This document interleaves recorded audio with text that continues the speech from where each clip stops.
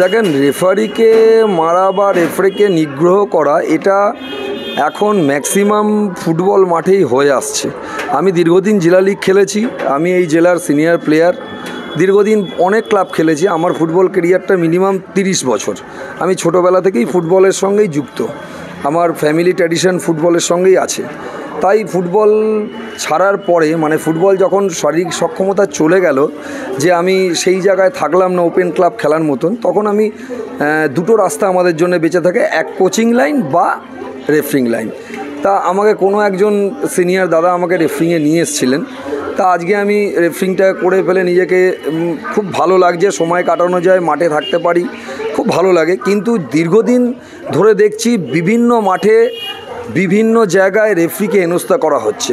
যে কোনো সিদ্ধান্ত রেফারির এগেনস্টে, মানে যে কোনো সিদ্ধান্ত রেফারি দিলেই, দেখেন সিদ্ধান্ত যে কোনো একটা পক্ষে যায়, নয় এ টিমের এগেনস্টে নয় বি টিমের এগেনস্টে। তা রেফারিকে তো রেফারি লটাকে ইমপ্লিমেন্ট করতে হবে মাঠে।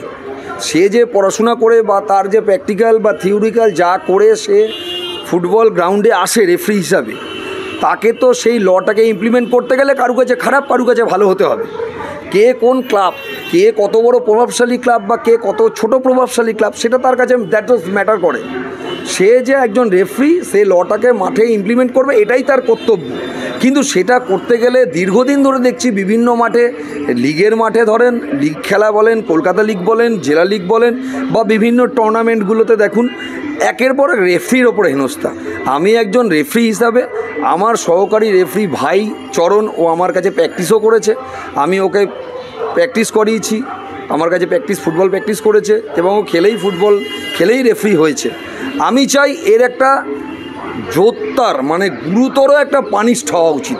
তা নাহলে ফুটবল কলঙ্কিত হচ্ছে, কলঙ্কিত হবে। আগামী দিন ফুটবলের ভবিষ্যৎ খুব খুব খুব বাজে জায়গায় আসছে দাদা। কারণ খেলাধুলার মধ্যে নোংরামো কোনো দিনই বরদাস্ত করা উচিত না। দলমত নির্বিশেষে এটাকে দেখা উচিত। কারণ ফুটবল মাঠটা বা খেলাধুলার জগৎ, আঁকা, গান বাজনা, এর জগৎটাই আলাদা, ভালোবাসার জায়গাটাই আলাদা এই জায়গাটা। তা আমি চাই এটার পানিশড হোক। আমার থেকে অনেক গুরুজন ব্যক্তিরা জেলায় বসে আছেন, যারা আমার থেকে ফুটবলটা বেশি বোঝেন এবং ফুটবলটা বেশি জানেন। আমি যেটুকু জানি তার মধ্যে থেকে বললাম, এটার একটা এমন পানিশড হওয়া উচিত যাতে, আমার ফেসবুকে আমি পোস্ট করেছিলাম, আজকের দিনটাকে কালো দিবস হিসাবে ধরা উচিত নর্থ 24 পরগনা জেলার, সেটা যেন আমার মন থেকে ঘুচে যায়। বিধায়ক বলেছেন অ্যাকশন নেব, একদম বিধায়ক বলেছেন, বিধায়ক একদম মানে যুক্তিসঙ্গত কথা বলেছেন। উনি মাঠের মানুষ, উনি বলেছেন একদম রাইট কথা বলেছেন উনি। আমি সিনিয়র প্লেয়ার হিসেবে আমি বলছি যে উনি যে সিদ্ধান্ত নিতে বলেছেন, আপনারা প্রশাসনিক দপ্তরে যারা রয়েছেন, মানে আমাদের বিধায়ক বা জেলার সেক্রেটারি বা আমাদের রেফারি অ্যাসোসিয়েশনের সেক্রেটারি যারা রয়েছেন, এটিকে একটা এমন পানিশড করা উচিত যাতে নজিরবিহীন ঘটনা হিসাবে স্টাবলিশড হয়, যাতে ভবিষ্যতে এই কাজ করতে গিয়ে কোনো দর্শক, কোনো টিম সাপোর্টার, কোনো প্লেয়ার, কেউ যেন এই ধরনের ঘটনা না করতে পারে ভবিষ্যতে। আপনার নাম? আমার নাম পূর্ণেন্দু ভট্টাচার্য, ডাকনামে দুলাল বলেই চেনে সবাই। বর্তমানে আমি এখন একজন কলকাতা পুলিশের কর্মচারী, আর অবসর টাইম কাটানোর জন্য, মাঠে থাকার জন্য রেফারিং করি। নর্থ 24 পরগনা জেলার রেফারি আমি। নর্থ 24 পরগনা জেলা অনেক বছর খেলেছি, ফুটবলকে ভালোবাসি, এখনও ফুটবলের সঙ্গেই আছি, অফিসেও ফুটবলের দায়িত্বেই আছি, আমি ফুটবলটাকে নিয়েই চলাফেরা করি। তা এটা আমার খুব দুঃখজনক। কালকে রাত্রে আমি গেছিলাম, আমার চরণ ভাইয়ের সঙ্গে দেখা করে এসেছি, তার সঙ্গে কথা বলে এসেছি। জিনিসটা আমার কাছে মানে ঠিকভাবে আমি নিতে পারিনি দাদা, আমার খুব দুঃখজনক, আমি খুব ব্যথিত ব্যাপারটার জন্য। একটা আতঙ্কে আপনারও থাকছে? হ্যাঁ, একটা আতঙ্কে না, আতঙ্ক তো নিশ্চয়ই দাদা। ভবিষ্যতে যদি আমি, ধরেন আমাকেও যদি জেলা কোনো দায়িত্ব দেয় বড় ম্যাচ করার জন্যে, করি, জেলার বড় ম্যাচ করি, তা না করি না, কিন্তু আমাকেও চিন্তা করতে হবে যে, আমি বলে না, আমার কালিগ যারা আছে তারাও চিন্তা করবেন ভবিষ্যতে, যে হয়তো তারা একটা কোনো জায়গাতে একটা ভয়ের, ভীতির, সন্ত্রস্তর জায়গা থেকে যাচ্ছি দাদা। কারণ আমরা তো মাঠে নামি যখন, আমরা পুরোপুরি নিজের বেস্টটা দেওয়ার জন্য চেষ্টা করি। এবার দেখেন, একটা কথা আমি বলছি, রেফারিং ব্যাপারটা হয়ে যায় কি, একজন রেফারি আর একজন জজ সাহেব একই হয়, কিন্তু জজ সাহেব আমার থেকে অনেক এডুকেটেড পার্সেন্ট, তার শিক্ষাগত যোগ্যতা আমার থেকে অনেক বেশি। সে যদি কোনো সিদ্ধান্ত জিতে গিয়ে তার বিচলিত মনে হয়, সে সময় পায়, সে সেই দিনের জন্যে কেস ডায়েরি বন্ধ করে রেখে আবার উনি চিন্তাভাবনা করে ভালো করে ওয়াচ করে উনি সিদ্ধান্ত দেয়। কিন্তু রেফরিকে কিন্তু উইদিন সেকেন্ডের মধ্যে সিদ্ধান্ত দিতে হয়। তার জন্য রেফরির জন্যেই ভুল ঠিক হতে পারে। এক্ষেত্রে ভুল হয়নি চরণের, 100% 200% পেনাল্টি, 200% পেনাল্টি, এক্ষেত্রে চরণের কোনো ভুল হয়নি।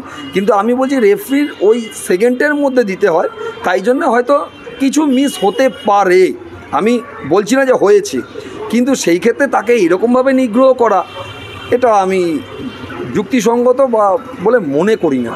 একজন প্লেয়ার হিসাবে, একজন সিনিয়র প্লেয়ার, একজন সিনিয়র রেফারি হিসাবে এটা আমি কোনোদিনই এটাকে সমর্থন করি না।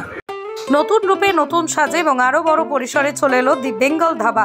হ্যাঁ, ঠিক শুনেছেন, কাঁপা কল্যাণী এক্সপ্রেস ওয়ের ধারে অত্যন্ত সুনামের সঙ্গে চলছে দি বেঙ্গল ধাবা। এখানে রয়েছে 7000 square feet banquet, conference hall, family lounge, bar, rooftop lounge.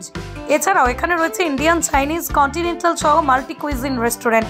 তাদের নতুন সংযোজন চাম্পারান মাটন, সাথে সন্ধ্যায় খোলা আকাশের নিচে চা অথবা উপভোগ করুন দারুণ দারুণ ইভিনিং স্ন্যাক্স। তাই আর দেরি না করে দেশ বিদেশের নামি দামি সুস্বাদু খাবার খেতে আজই চলে আসুন the Bengal ধাবায়।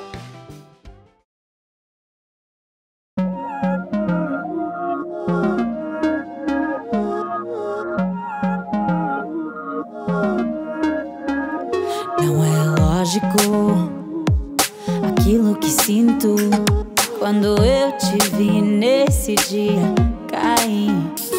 Era óbvio, olhando agora, tiveste sempre em frente de mim. E até que enfim, quem diria que o mundo ia estar aos meus pés? Encontrei em mim essa magia que cada deseja. Será que o vento te fez chegar aqui? Não sei. Jewelers Money, B. Dash and Sons Jewelers. নতুন রূপে, নতুন সাজে কাঁচরাপাড়ায় exclusive অলংকার design ও ভরপুর কালেকশনের সম্ভার নিয়ে B Das and sons jewellers. নতুন রূপে, নতুন সাজে।